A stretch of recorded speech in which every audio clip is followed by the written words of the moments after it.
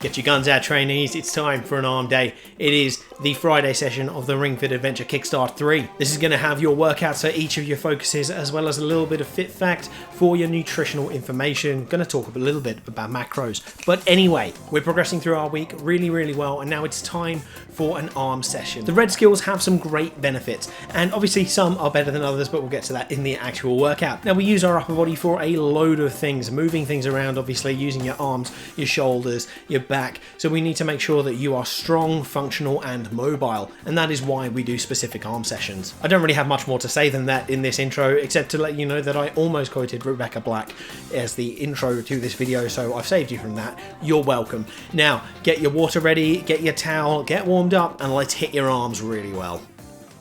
Alright, circuit time ab focus trainees, so here's what we're going to do. First time we're going to do each of the exercises in that bottom row, minimal rest between each set.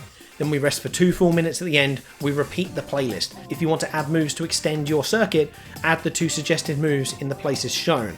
So add shoulder press in before seated ring raise, and then if you want to add in tricep kickback, you add that in after shoulder press. Does that make sense? Good. Move wise, nothing too difficult. Warm up with your overhead arm twists, then you have 3 big moves: front press, overhead press and bow pull. Front press is for your chest, overhead is for the shoulders and rhomboids, and bow pull is for your lats and triceps with stability work from the deltoids. Seated ring raise and Russian twist give a good quick workout for your abs. This is awesome, so you're going to do this at least 2 times in a row, but then you can go up to 5 in total.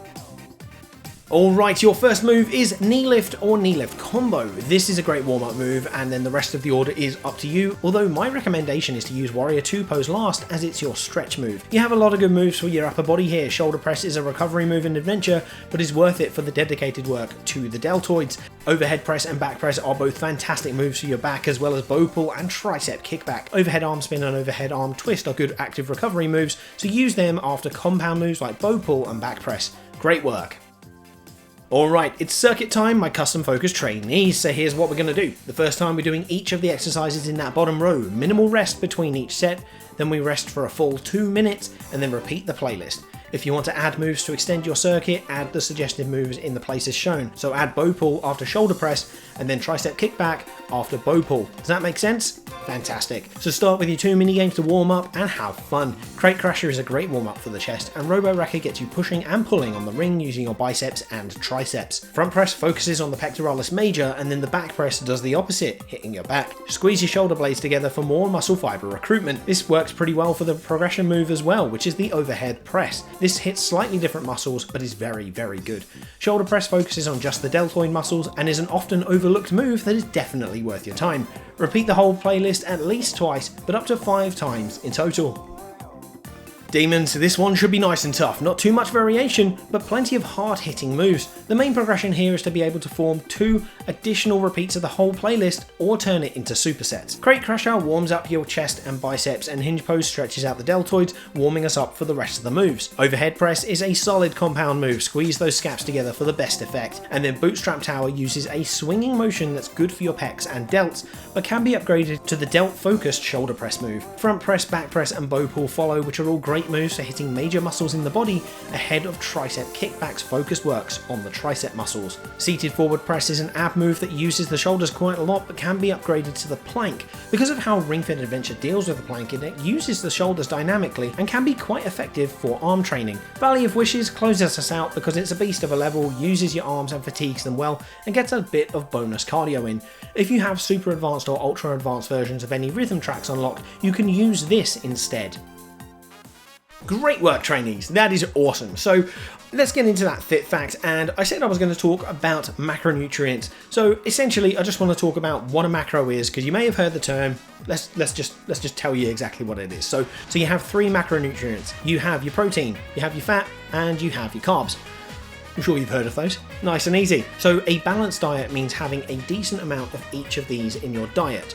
Now, depending on what your goal is and what specific nutritional goals you have, or even athletic goals, is going to depend on the exact macro ratio. I know a lot of people use 40% protein, 30% carbs, 30% fats, but you know, it is what it is. You want to check with a nutritionist or dietitian or someone qualified for that, all right? Now, another little bit of interesting information about your macros, and this is going to help with your calorie goals as well, is actually how many calories are in a gram of each of these macros.